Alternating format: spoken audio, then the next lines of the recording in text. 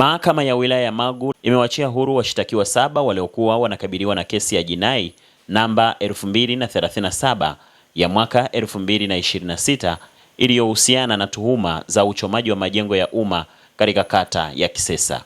Uamuzi huo umetolewa na hakimu mkazi Mheshimiwa Eric Kumalo baada ya mahakama hiyo kusikiliza ushahidi wa pande zote na kubaini kuwa upande wa mashtaka haukuweza kuthibitisha mashtaka bila kuacha shaka. Baada ya hukumu hiyo, wakili wa utetezi Eric Muta akishirikiana na mawakili Geoffrey Kishosha na Gaston Garubindi wameishukuru mahakama kwa kutenda haki.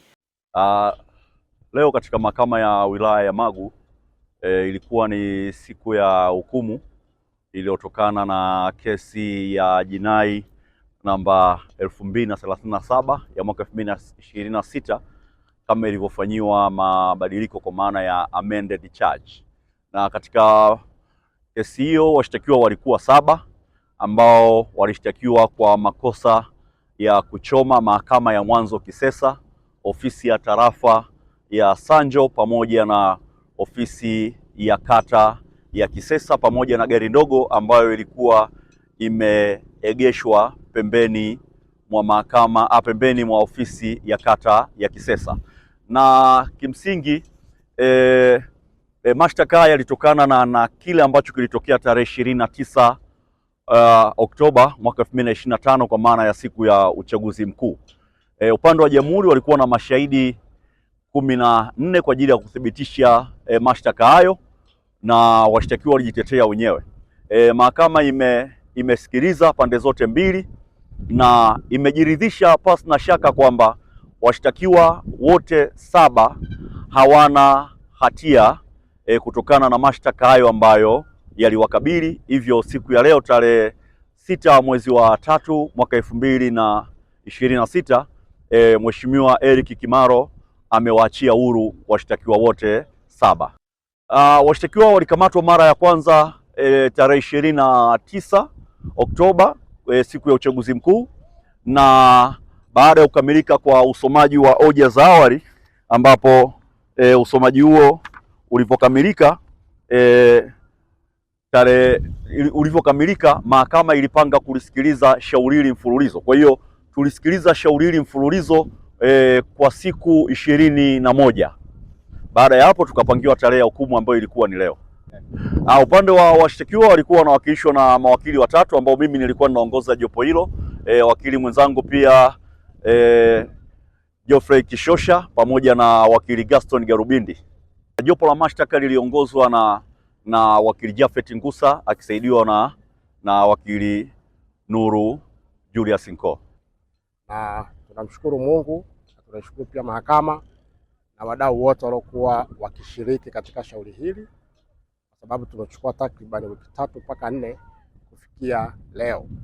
Na leo hii mahakama imefikia uamuzi wake na imewaachia watuhumiwa wote huru, walikuwa 7.